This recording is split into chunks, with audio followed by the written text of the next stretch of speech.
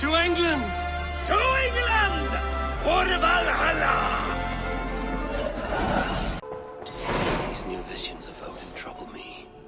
Am I alone in seeing them? Or perhaps I should warm my bones by the fire. Gather my thoughts for a moment. Eivor, there you are. I have something for you. A message. Quite strange.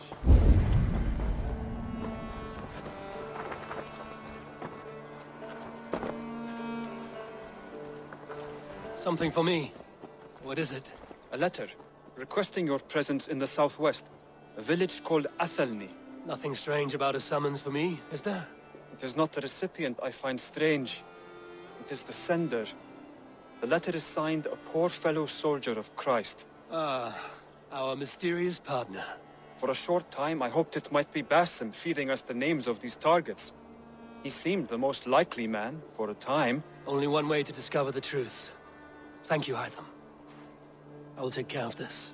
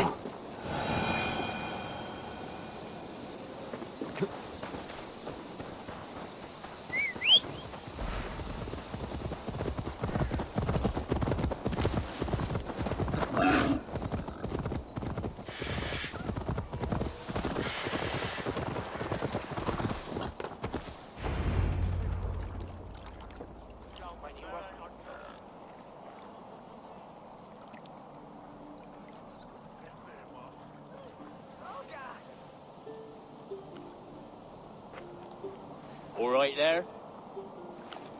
Yes, hello. I do not mean to intrude, but I am looking for someone.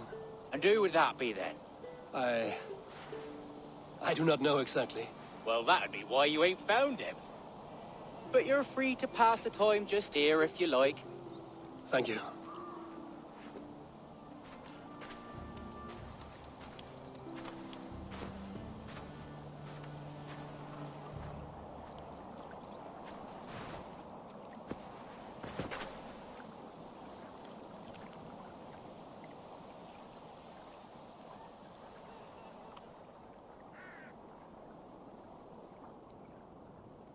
These are soul cakes, love. Do you know soul cakes? I do. I enjoy them. They're small things, size of a lumpy fist, so they'll bake fast. Keep your eyes sharp. And the butter, do I baste them? No need, love. We'll leave the butter for meal time. I look forward to it. Right then. I'll leave you to this. If you need me, I'll be doing the washing up next door. Quite a step down from your former work, Lord. As their guest, I volunteer to help with the daily chores. They offer me a bed. I tend the cakes. Do they not feel strange giving orders to their king? Or do they know? That knowledge would benefit no one. I read your message. You went through a great deal of trouble to obscure yourself as this poor soldier of Christ. As I remember, you even sent yourself one of these letters in Winchester. A clever touch. The Order wanted me dead. I had to be careful. You said you knew nothing about the Order then. Pled ignorance. But you knew everything. Their names. Their schemes. Would you join me for a walk? You look well, Eivor. I am. Wars have ended, and my settlement thrives. The wars have not ended. You have simply stopped fighting. But men are brewing plots in mead halls and bedrooms. You will see. And how are you, Aelfred? Getting used to the idea of being unremarkable? I am well. Better than I expected. In this exile, I have found a somewhat nourishing peace. Each morning, I am awakened by the sun and growling cormorants. I bathe in the chilly water of the marsh. I eat from shrubs and drink from buckets. It is a good life. Simple. Blessed. I've never been so far west. I find it quite peaceful here. Calming. I have traveled a long way to hear one name, Aelfred. Who is the Order's Grand Magister? Tell your shadowy friends that England is swept clean. Your work is done. You? Grand Magister was not a title I desired. It passed to me on the death of my brother. From my father before him. Defilers of God's majesty and grandeur. I was their master, and I loathed them. With Goodwin, I set a plan in motion to destroy the Order from within. But my troubles with the Danes delayed that plan. But your trouble with this Dane is what led to their demise. You are Norse, are you not? You have a good ear. I owe you my thanks, Eivor. For that, I give you this. The key to my study. That you may better understand the good you have done. With the Order all but destroyed, you have made room for a greater idea. One to take its place. A universal divine order, inspired by God for the betterment of man. With a poor fellow soldier at its head.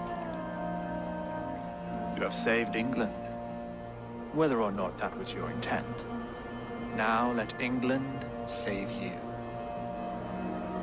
England is no more, Lord. You are the last of her kings, and yet you have no kingdom. Look around you. God's works are wondrous. They cannot be ignored, nor resisted. In time, all those who accept God will flourish, and all those who defy him will fall away. Should you remain in England, you too will one day be her subject. Oh, bloody crumbs! The cakes are burnt! Where is that man? Young man, where have you gone? Damn. That may have earned me a night of washing linens. I do not know if we shall meet again, Eivor. God willing we will. As one lord to another, perhaps. I'm coming, my lady. I'm here.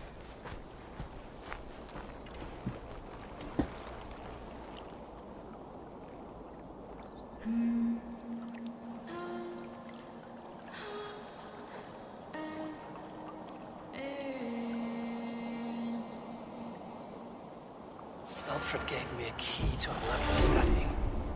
Somewhere in Winchester. Oh dear, look at them little balls of soot! Was lost in thought. No matter, just let him cool and we'll begin again. Direct me and I will obey.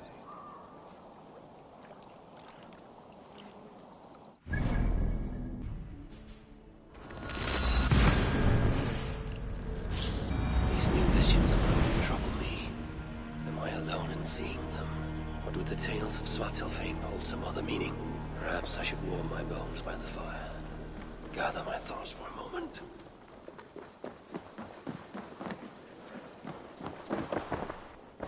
Good to see. I cleared Winchester of the Order. Yet to do so meant working with King Aelfred. Your poor fellow soldier led you to the King of Wessex? How very strange. He, or she, is toying with you, it seems. Here you are, Hytham. The last of the Order's sigils. You will find King Aelfred's among them. King Alfred? Did our poor fellow soldier lead you to his hiding place? He did, for they were one and the same. Our poor fellow soldier of Christ was the Grand Magister of the Order of the Ancients. He turned on his own order. Fascinating. Not turned so much as trampled. His devotion to Christ and what he calls a universal order set him against them from the start. With all sincerity, he loathed the title and the duty he had inherited, and wished them destroyed. Wonderful. With his abdication, the last stronghold of the Order has been dismantled. All that remain are scraps here and there. And you, Eivor. Now that you have seen our enemy and you understand our cause, I wonder if you would join us. Become a hidden one. Was this your ultimate goal, Hytham? A trial by fire? It is a kind offer, but I do not believe we fight for quite the same cause. Your creed demands that you keep your triumphs hidden. I prefer my glory to be in plain view for all to see. If I taught you our creed, if you spent time with it, it could open your mind to another view. Another view is always welcome. But to live without celebrating one's glory and honor and achievements is not a life for me. But know this, I would give my life in a moment for those I love and who love me in return. All here, including you, my friend. I understand you well, Eivor. Very well indeed. Is dead, nameless and alone across the open sea. A master of the Order hewn from the trunk of their dying tree. You are getting closer to the roots. I have to go. Then go in peace.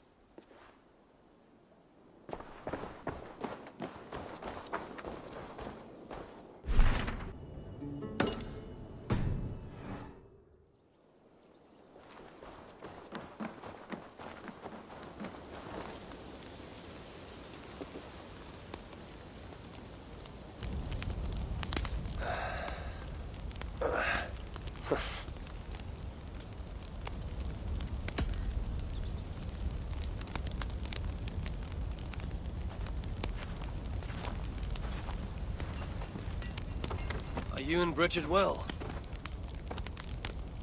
Of course. The flames soothe my mind, as do the tales told here. You have one to share, Gunnar. A legend of Svartalfheim. Aye, a story of a king who could not see the wood for the trees. Reidmar, greatest of dwarven kings. Within his palace in Gulnamar, he wanted for nothing except an heir. Reidmar and his wife had grown old. Perhaps too old.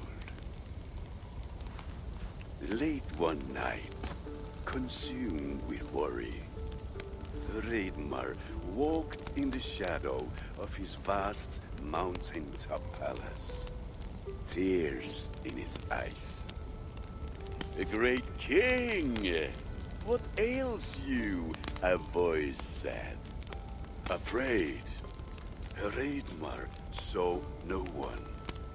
"Who goes there?" he replied.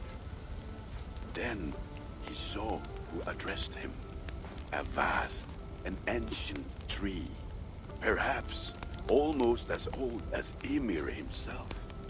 Reidmar sat upon its roots and told the tree he feared he was too old to give his subjects the legacy they deserved. The tree was so moved, it wept and offered its tears to Reidmar. "Drink, great king," it said, "and your woes shall be washed away."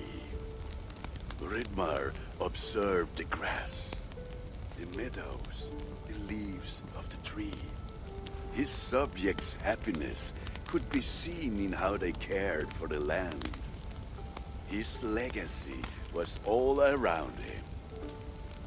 Reidmar felt at ease, realizing he had everything he needed, and asked that the land receive the tree's gift instead. The tree's happy tears flowed evermore, enriching the land. 9 moons passed, and a baby's cry rang through Reidmar's palace. Long would dwarves place gifts in the weeping tree's roots, in memory of Reidmar and his kindness that shaped all he touched. All things happen when they should, old friend. I hope so.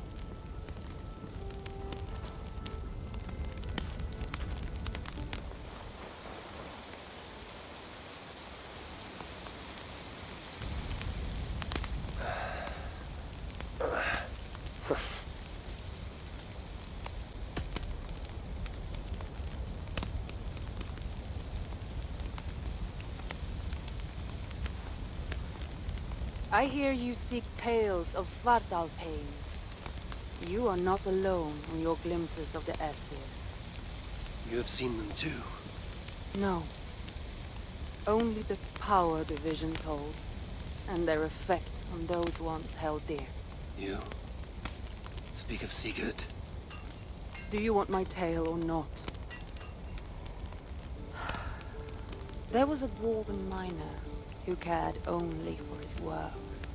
Mining was all he knew, all he wanted to know, and all he would ever know. One day, he heard a strange noise. All his long life, working in the northern mines of Vangring, he had never known a boulder to squeak. He ignored it at first, but as the hours passed, the squeaking continued relentlessly. When the miner could take no more, he split the boulder apart with his pick, and then he saw a squirrel. Until now, pinned by the boulder, afraid and tired, the freed squirrel climbed into the miner's long beard and slept for 3 days. When the dwarf awoke the next day, he found fruit and nuts waiting for him. A gift from the squirrel, the first the miner had ever received. Finally, the miner had a friend. The squirrel led the dwarf to a stone hill within a lake. There, the dwarf would fish for supper, while the squirrel played in the trees. One night, watching his fishing line, the dwarf drifted off to sleep, smiling, enjoying the happy squeaks of his friend above. When the sun rose, its light did not find the dwarf, for he had turned to stone, his short-lived bliss captured evermore. The squirrel? It never left his side, hoping his friend would awaken, just as the miner had waited for the squirrel to do the same. Sigurd. He's not lost to us.